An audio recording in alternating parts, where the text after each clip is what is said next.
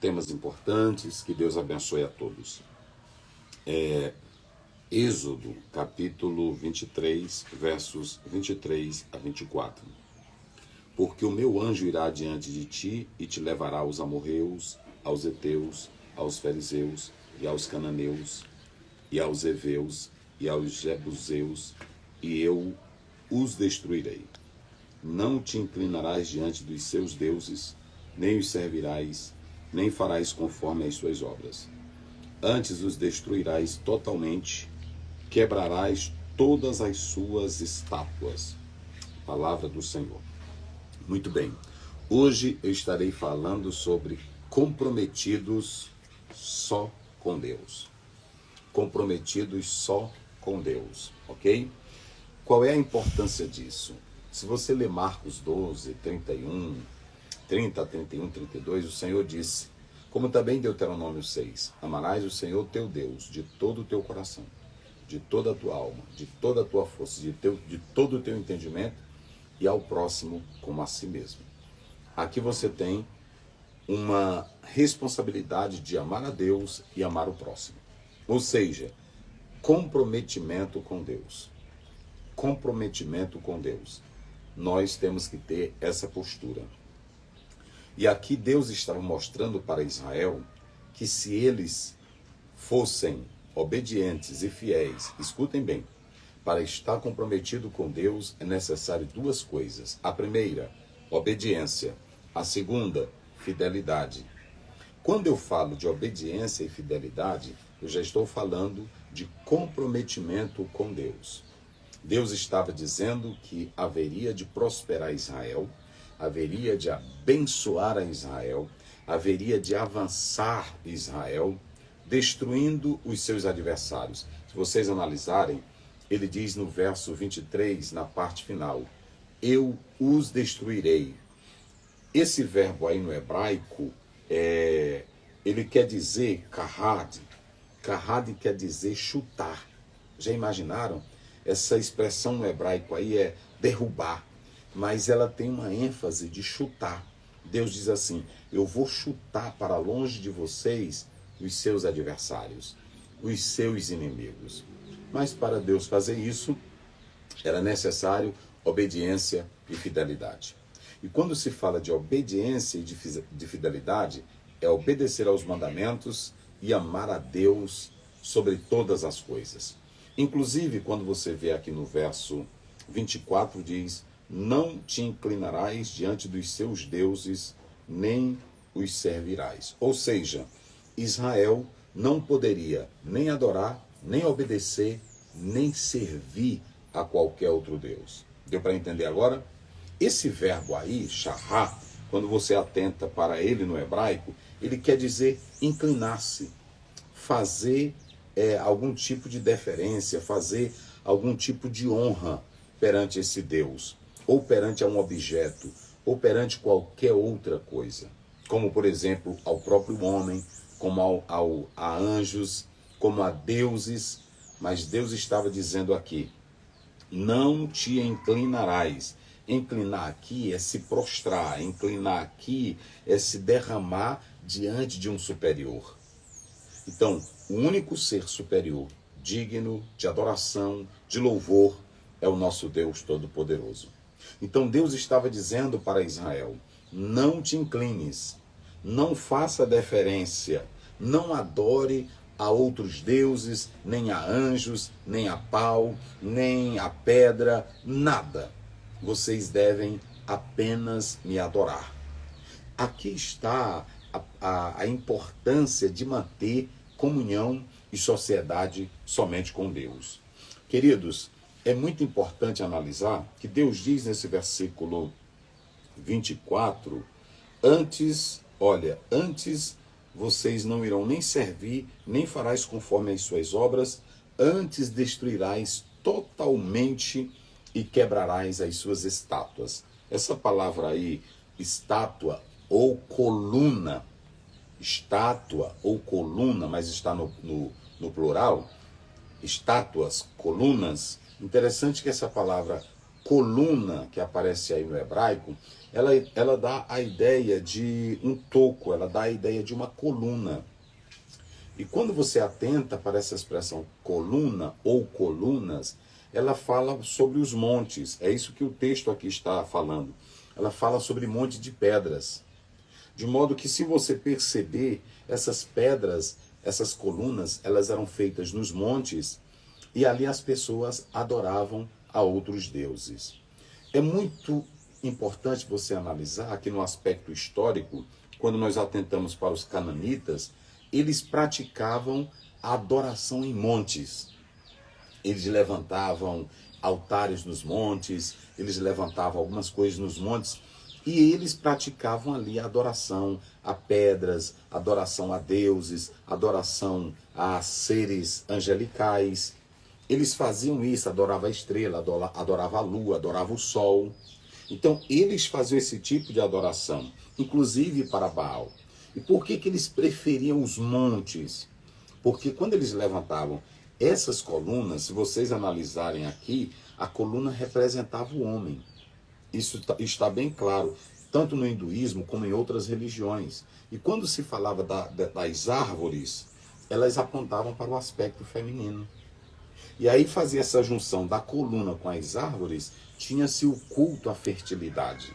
Então, a prática de muitos irem para os montes, adorarem, ali, na verdade, representava, figurava um culto a deuses estranhos.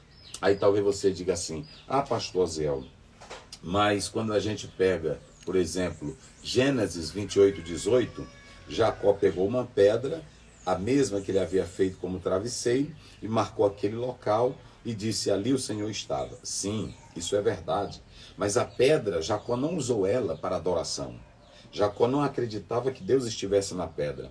Devido à revelação da escada que dava do céu à terra, da terra ao céu, ele então concluiu, este não é outro lugar senão a casa de Deus. Devido à revelação e às promessas que o Senhor Deus havia lhe feito.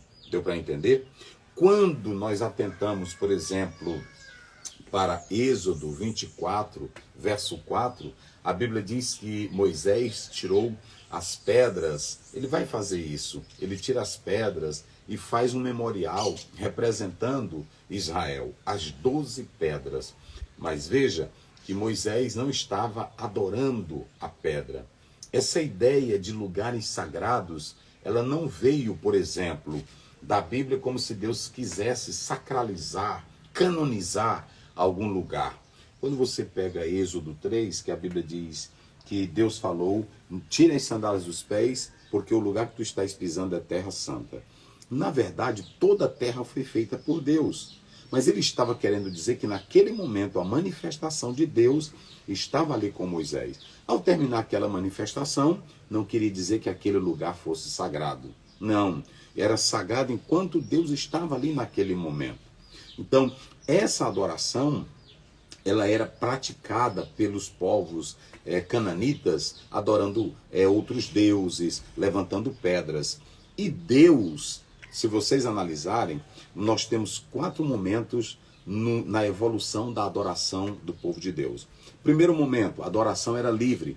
Você vê isso com Abel e Caim, lá em Gênesis 4. Você vê isso com Abraão, em Gênesis 12.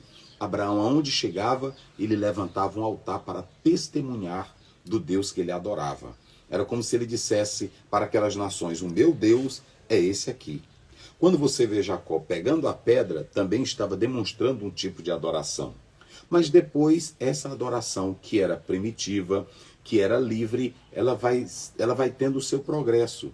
Ela sai desse aspecto e agora vem para a adoração no tabernáculo. Ouçam bem isso, no tabernáculo, no santuário. E no templo, você vai ver que a adoração depois, ela vem para o templo. Quando os judeus são levados para o cativeiro, eles estão presos e ao retornarem de lá, eles criam as sinagogas. As sinagogas serão lugares escolhidos, separados pelos judeus. Não mais os montes, mas eles vão adorar nas sinagogas. Eles não praticaram mais a adoração em montes, porque foram curados da idolatria. Aí você tem esse terceiro estágio. E o quarto e último estágio, a adoração da igreja. Como era a adoração da igreja, pastor? Como a igreja passou a adorar? Agora em Cristo, a igreja adorava a Cristo em espírito e em verdade.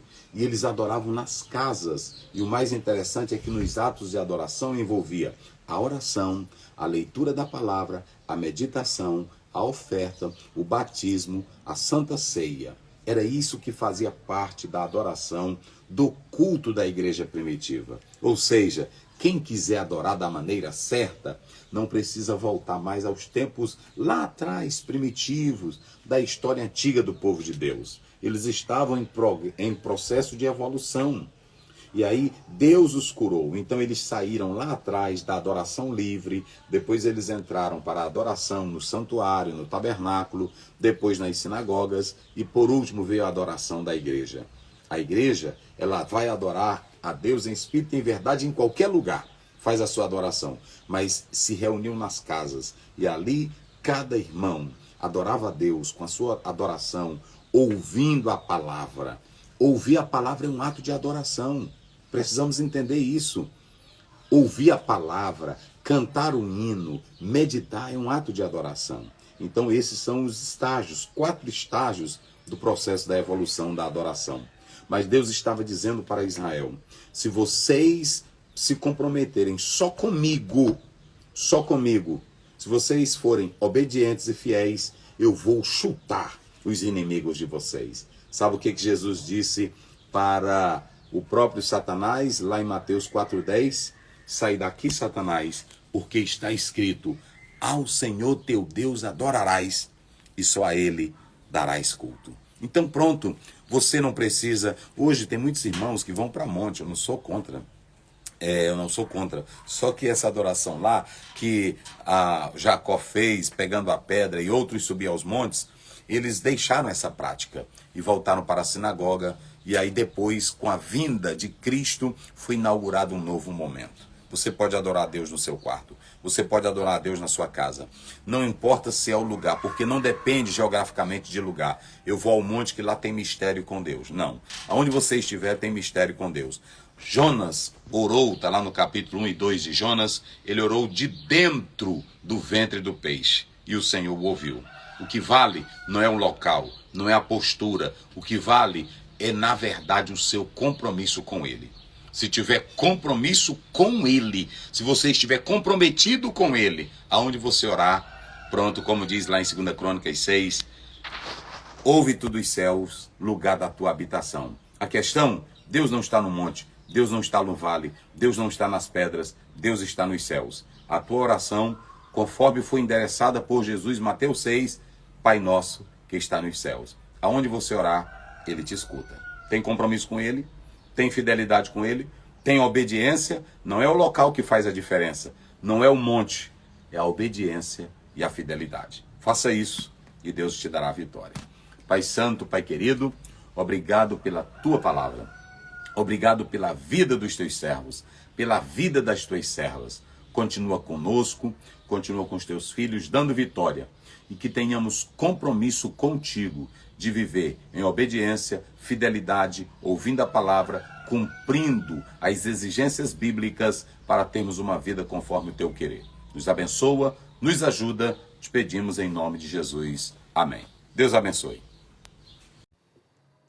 Muito bem, queridos, está aí. Se vocês foram abençoados por essa palavra de Deus tremenda ministrada pelo pastor Osiel Gomes, essa bênção de Deus aqui na terra, essa boca de Deus aqui na terra. Se você foi abençoado, se inscreve em nosso canal, deixa seu like, comenta, compartilha. Isso nos ajuda a levar a palavra de Deus a mais pessoas e propagar o Evangelho de Cristo Jesus para mais pessoas. Tá bem? Fiquem na paz do Senhor Jesus Cristo e até uma próxima, se assim Deus permitir. Amém? Tchau, tchau!